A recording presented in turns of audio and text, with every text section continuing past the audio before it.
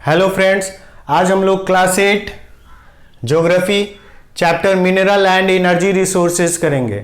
Mineral और energy resources किसी भी कंट्री के लिए बहुत इंपॉर्टेंट होता है। जिस कंट्री में ये मिनरल और रिसोर्सेज होते हैं वो कंट्री बहुत तेज़ी से इकोनॉमिकली ग्रोथ करता है, बहुत तेज़ी से उस कंट्री के अंदर बेसिक इंफ्रास्ट्रक्चर का डेवलपमेंट होता है। बेसिक इंफ्रास्ट्रक्चर का डेवलपमेंट का मतलब कि वहाँ पे एजुकेशन के लिए स्कूल, कॉलेज, यूनिवर्सिटीज़ होते हैं, हेल्थ के लिए हॉस्पिटल्स होते हैं, सुपर हॉस्पिटल्स होते हैं, वहाँ पे कंस्ट्रक्शन वर्क में रोड्स, बिल्डिंग्स, रेलवे लाइंस, बस टर्मिनल्स, एयरपोर्ट्स होते हैं, डॉकयार्ड होते हैं, वहाँ पे वैरायटी के फाइनेंशियल इंस्टीट्यूशंस होते हैं जैसे banks, insurance companies, share markets, और इस तरीके से लोगों के लिए बहुत तरह के अपॉर्चुनिटीज़ होती है। तो ये सब कहाँ होता है? तो ये सब वहीं होगा जहाँ मिनरल और एनर्जी रिसोर्सेज ज़्यादा से ज़्यादा पाए जाएंगे। जहाँ ज़्यादा होगा उस कंट्री का डेवलपमेंट ज़्यादा होगा और वो कंट्री खुद भी एक डेवलप्ड इकोनॉमी होगी। जहाँ कम होगा वो कंट्री किसी दूसरे देश से परचेज करेगी, उसको अपने कंट्री में मंगाएगी, फिर उसका इस्तेमाल करेगी। तो इस तरीके से वो कंट्री डेवलपिंग कंट्री में काउंट होगी, क्योंकि वहाँ पर ये फैसिलिटीज़ कम है, वहाँ पर बेसिक फैसिलिटीज़ की कमी है। तो आइए हम लोग इसको थोड़ा डिटेल में देखते हैं। ये इंट्रोडक्शन पार्ट है। It provide the foundation for economic and industrial development. Mineral resources में मान लीजिए हम दो ही चीज़ की बात करते हैं, सीमेंट एंड आयरन। तो जहाँ पर आयरन, सीमेंट है वहाँ पे कंस्ट्रक्शन वर्क बहुत तेज़ी से होगा और इस तरीके से बेसिक इंफ्रास्ट्रक्चर का डेवलपमेंट होता चला जाएगा। रोड, ब्रिजेज, रेलवे लाइंस, बस टर्मिनल्स, डॉकयार्ड, हर तरह की चीज़ों का, इंस्टीट्यूशंस का, बिल्डिंग्स का बनना स्टार्ट हो जाएगा और इससे उस कंट्री के अंदर एम्प्लॉयमेंट के साथ साथ लोगों को अपॉर्चुनिटी भी मिलने लगेगी। तो वही बात यहाँ किया गया। Next, improving standard of living. लोगों का लिविंग स्टैंडर्ड चेंज हो जाएगा। पहले के लोग और आज के लोगों में आप डिफरेंस देख सकते हैं। 21st सेंचुरी के लोग ज़्यादा काबिल हैं, ज़्यादा एजुकेटेड हैं, ट्रेंड हैं, स्किल्ड हैं। लोगों का स्किल बढ़ेगा तो लोगों का लिविंग स्टैंडर्ड भी चेंज होगा। Help in the progress of human civilisation from copper age, bronze age to iron age. इसमें हम लोग देखें कि जैसे जैसे मिनरल्स डिपॉजिट्स हमें मिलने लगे, ह्यूमन बीइंग उसका यूज़ करने लगा, तो हम कॉपर एज के बाद ब्रॉन्ज एज में गए और आज के डेट में हम लोग आयरन एज में हैं। हमारी बहुत तरह के नीड्स को फुलफ़िल करने के लिए सुविधाएं हैं। हमें कहीं जाना है तो हमें उसके लिए हमारे पास मल्टीपल चॉइस ऑप्शंस अवेलेबल हैं, चाहे वो अपना व्हीकल हो या फिर पब्लिक ट्रांसपोर्टेशन में बस या ट्रेन हो या फिर बहुत तेज़ी से पहुंचने के लिए एरोप्लेन हो। तो ये ट्रांसपोर्टेशन की बात हुई। वैसी बैंकिंग सिस्टम है, वैसी इंश्योरेंस है, वैसी गवर्नमेंट और उसके इंस्टीट्यूशंस हैं, वैसे ही इंडस्ट्रीज़ हैं हमारे वेरियस नीड्स को फुलफ़िल करने के लिए, चाहे वो नीड्स गुड्स की हो यानी वस्तुओं की, चाहे वो नीड्स सर्विसेज की हो यानी सेवाओं की। तो इस तरीके से जिन देशों में मिनरल और एनर्जी रिसोर्सेज मिले वहाँ पर लोगों का लिविंग स्टैंडर्ड अप हो गया और उन देशों में तेज़ी से डेवलपमेंट होने लगा। और ये डेवलपमेंट खासकर हम इकोनॉमिक डेवलपमेंट की बात कर रहे हैं। Next, minerals. मिनरल्स का डिफिनीशन क्या है? Minerals are naturally occurring substances with a definite chemical and composition and physical properties. Minerals हम किसको बोलेंगे? ये नेचुरल अकरिंग सब्सटेंसेज है, खासकर रॉक के शेप में, और ये इनका डिफरेंट केमिकल कंपोजिशन होता है, इनका डिफरेंट फिजिकल प्रॉपर्टी होता है। केमिकल कंपोजिशन का मतलब कि वो सॉल्युबल है या नहीं, और फिजिकल प्रॉपर्टी का मतलब कि उसका कलर डिफरेंट है, उसकी डेंसिटी डिफरेंट है। देखिए, such as colour, density, hardness, chemical properties like solubility.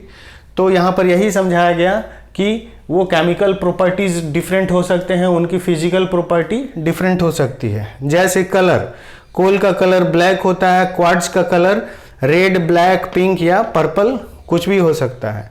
Hardness, diamond hard होता है, और टॉल्क जो है वो हम लोग सॉफ्ट के रूप में जानते हैं, जिसको हम लोग यूज करते हैं, पाउडर, टॉल्क पाउडर।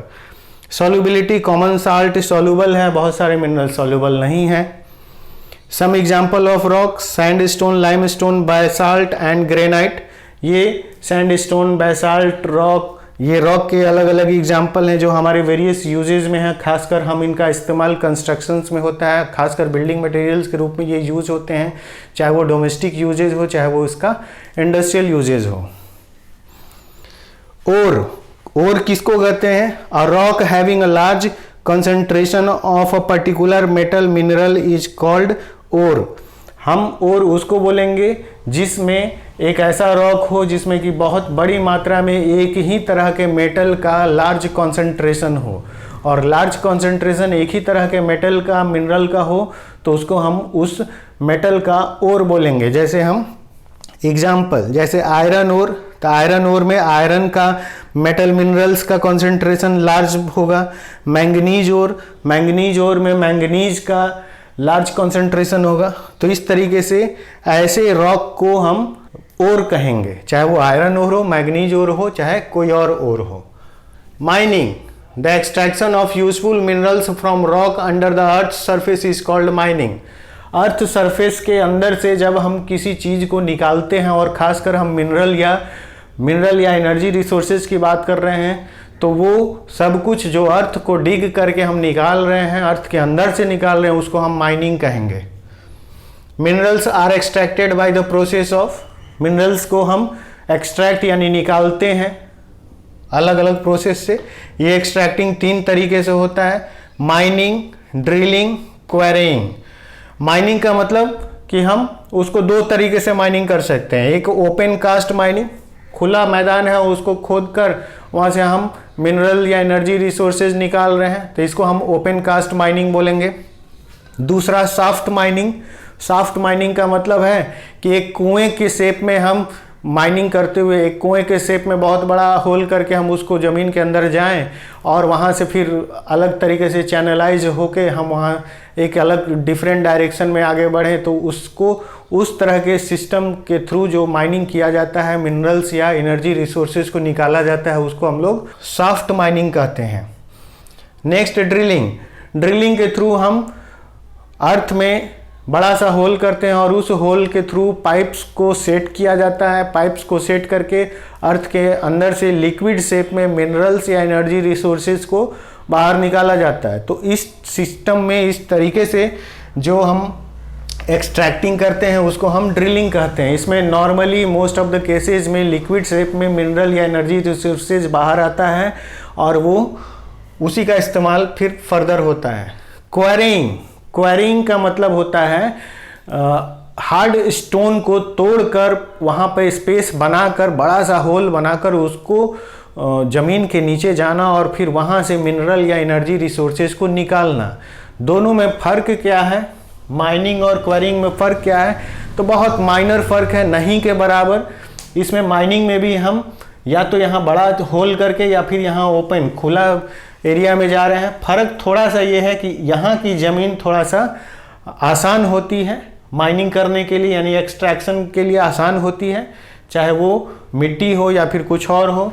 और ये क्वेरीइंग में मोस्टली स्टोन वाला पार्ट होता है। बस यही एक छोटा सा डिफरेंस है क्वेरीइंग और माइनिंग में, बाकी दोनों में ये बिल्कुल सेम है।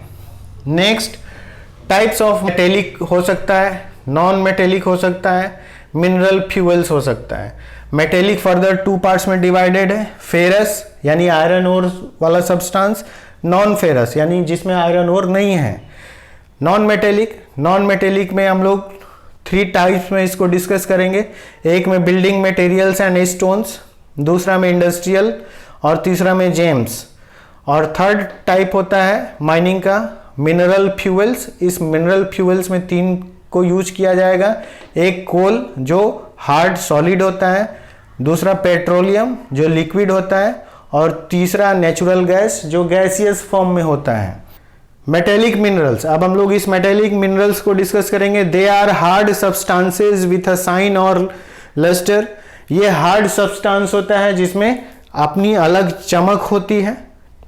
It obtains from its ore can be moulded into any shape. ये अपने ओर से एक्सट्रैक्ट करके बनाया जाता है और इन मेटल्स को किसी भी शेप और साइज में मोल्ड किया जा सकता है, यानी ढाला जा सकता है। Metallic minerals divided into 2 parts, ferrous and non ferrous. Ferrous it includes iron ore and manganese ore. Ferrous में हम लोग आयरन ओर और मैंगनीज ओर को डिस्कस करते हैं।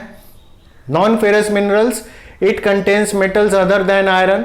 नॉन फेरस मिनरल्स उनको कहेंगे जिसमें आयरन ओर का कोई भी कंटेंट नहीं होता है। Example gold, silver, copper, bauxite, lead, tin, etc, ये सब नॉन फेरस के एग्जाम्पल हो गए।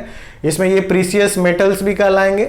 गोल्ड, सिल्वर, कॉपर ये सब प्रीसियस मेटल्स में भी आ जाएंगे। एलॉय, एलॉय का डिफिनेशन क्या है? To improve the strength of a metal sometimes two or more metals are mixed called alloy. कभी कभी हम मेटल्स के स्ट्रेंथ को, उसके हार्डनेस को और स्ट्रेंथ देने के लिए, उसको और स्ट्रॉन्ग करने के लिए, मजबूत करने के लिए उसमें एक से ज़्यादा मेटल्स को या मिनरल्स को मिलाते हैं और इसी मिक्सचर को एलॉय बोलते हैं। जैसे एग्जाम्पल ब्रास, ब्रास एक एलॉय है और ये किस दो के मिक्सचर से बना है? तो ये कॉपर और जिंक के मिक्सचर से बनता है।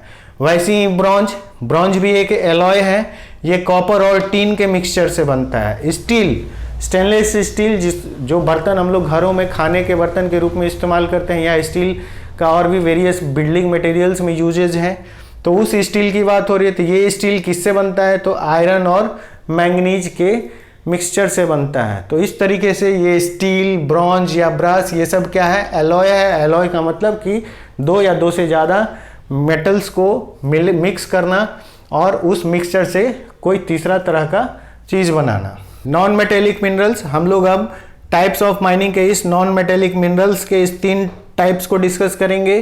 दे डू नॉट कंटेन मिनरल्स, ये मिनरल्स नहीं होता है। And are lighter than metallic minerals, और ये मेटेलिक मिनरल्स से हल्के होते हैं।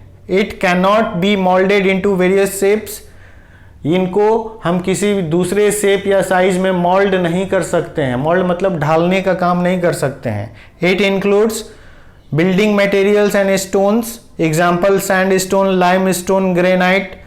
हम इसको कट तो कर सकते हैं, लेकिन इसको पिघलाकर फिर अपने पसंद के शेप और साइज में मोल्ड यानी ढालने का काम नहीं कर सकते हैं। और यहाँ पहला टाइप बोला गया बिल्डिंग मटेरियल एंड स्टोन्स, इसमें sand stone, lime stone, granite होता है एग्जाम्पल। दूसरा है इंडस्ट्रियल, उसमें mica, sulphur, potash, salt, ETC ये सब यूजेज होता है। जेम्स, जेम्स में हम लोग कीमती पत्थर की बात कर रहे हैं, तो ये डायमंड हो सकता है, टोपाज हो सकता है, गार्नेट हो सकता है। मिनरल्स, अब हम लोग ये मिनरल फ्यूल की बात करें। Mineral fuels, it used as a source of energy. Mineral fuels हमारे लिए सोर्स ऑफ एनर्जी है, बहुत प्रमुख स्रोत है एनर्जी का। Obtain from sedimentary rocks, mostly ये सेडिमेंट्री रॉक्स में ही मिलते हैं और सेडिमेंट्री रॉक से ही कोल, पेट्रोलियम या फिर नेचुरल गैस पाया जाता है। कोल सॉलिड होता है, पेट्रोलियम लिक्विड और नेचुरल गैस गैसियस फॉर्म में होता है। स्मेल्टिंग, स्मेल्टिंग का डिफिनेशन क्या होता है? The metallic ores contain impurities, the process by which it removes is called smelting। Metallic minerals जो हैं वो कुछ इम्प्योरिटीज़ के साथ मिलते हैं और उन इम्प्योरिटीज़ को जब हम हटाते हैं, रिमूव करते हैं जिस प्रोसेस के थ्रू, उस प्रोसेस को ही हम स्मेल्टिंग कहते हैं। यानी हम आयरन ओर से जब आयरन को एक्सट्रैक्ट करते हैं, निकालते हैं, तो इसका मतलब आयरन ओर से जो इम्प्योरिटीज़ को निकाला गया उसको हम स्मेल्टिंग प्रोसेस के थ्रू ही करते हैं। Distribution of mineral resources world, हम लोग इस पार्ट में पूरे वर्ल्ड में मिनरल रिसोर्सेज किस तरीके से बटे हुए हैं, किन रीजन्स में ये ज़्यादा है, उसको अभी डिस्कस करेंगे। It is highly uneven in the world, जो मिनरल रिसोर्सेज है ये बिल्कुल अनइवन है, किसी देश में ज़्यादा है, किसी देश में कम है, किसी देश में बहुत सारे मिनरल्स हैं, किसी देश में बिल्कुल कम है। तो ये अनइवन है। Depends on the type of rocks available in a region, वो डिपेंड करता है कि उस रीजन में इग्नियस रॉक्स है, उस रीजन में मेटामॉर्फिक रॉक का रीजन है या फिर वो सेडिमेंट्री रॉक है। डिपेंड करता है जिस भी तरह के रॉक्स का रीजन है वहाँ पर उस तरह के ही मिनरल्स पाए जाएंगे। जैसा कि अभी हम लोगों ने यहाँ डिस्कस किया कि सेडिमेंट्री रॉक के डिपॉजिट्स में ही मोस्टली एनर्जी रिसोर्सेज यानी कोल, पेट्रोलियम या नेचुरल गैस मिलते हैं। तो जहाँ पर एनर्जी रिसोर्सेज मिलेगा या जहाँ पे सेडिमेंट्री रॉक होगा वहाँ एनर्जी रिसोर्सेज मिलेगा, तो बाकी मिनरल्स के मिलने की संभावना कम है। वही पॉइंट यहाँ समझाया गया। Igneous and metamorphic rock rich in mineral like iron, manganese, gold, silver, lead etc. Igneous या मेटामॉर्फिक रॉक जहाँ पाया जाएगा, जो रीजन्स में होगा, उन रीजन्स में इस तरह के मेटल्स पाए जाएंगे जैसे कि आयरन, मैंगनीज, गोल्ड, सिल्वर, मतलब मेटेलिक, नॉन मेटेलिक, हर तरह के पाए जाएंगे। खासकर उसमें हम लोग प्रीशियस मेटल्स की भी बात कर रहे हैं। Mineral fuels are restricted to sedimentary rocks. Sedimentary rocks वाले रीजन में मिनरल्स, एनर्जी रिसोर्सेज मिलेंगे। Mineral fuels are restricted to sedimentary rocks. Sedimentary rocks वाले रीजन्स में मिनरल फ्यूल्स मिलेंगे, यानी हम एनर्जी रिसोर्सेज की बात कर रहे हैं, coal, petroleum and natural gas. Sometimes agents of gradation like river erode minerals from one region to another and deposit them somewhere else called placer deposits. कभी कभी क्या होता है कि जो ग्रेडेशन के डिफरेंट एजेंट्स हैं, ग्रेडेशन का मतलब कि काट छांट कर उसको एक जगह से दूसरे जगह ले जाना, तो ये काम 3 तरीके से होता है। ये विंड के थ्रू होता है, ग्लेशियर्स के थ्रू होता है, वाटर के थ्रू होता है। वाटर वाला ये काम मोस्टली रिवर्स के थ्रू होता है। तो जब रिवर्स के थ्रू इरोड होता है कोई एरिया, वहाँ का कट छंट जाता है, ग्रेडेशन होने लगता है, तो वो उसका कहीं दूसरे जगह, दूसरे रीजन में जाकर वो सारे मिनरल्स डिपॉजिट होते हैं। मोस्टली रिवर के बेड में ये डिपॉजिट्स होते हैं, यानी रिवर के बिल्कुल अंदरूनी क्षेत्र एरिया में। तो उन जगहों पे जो मिनरल्स मिलते हैं उसको हम क्या बोलते हैं? प्लेसर डिपॉजिट बोलते हैं, क्योंकि वो वहाँ पर ओरिजिनली नेचुरली मिलते नहीं थे, उनको रिवर ने अपने साथ बहा कर लाया है और उस जगह पर डिपॉजिट किया है, इसलिए इसका नाम क्या है? Placer deposits.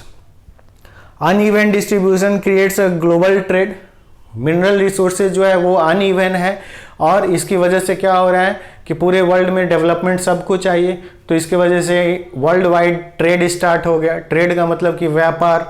जिस देश में ज़्यादा है, जहाँ पर एक्सेसिव है, वो जिसके पास सरप्लस है वो जिसके पास स्कार्स है उसको बेच रहा है, यानी जहाँ पर ज़्यादा है वो कम वाले देशों को बेचता है। तो इससे क्या हुआ? इंटरनेशनल ट्रेड बढ़ गया।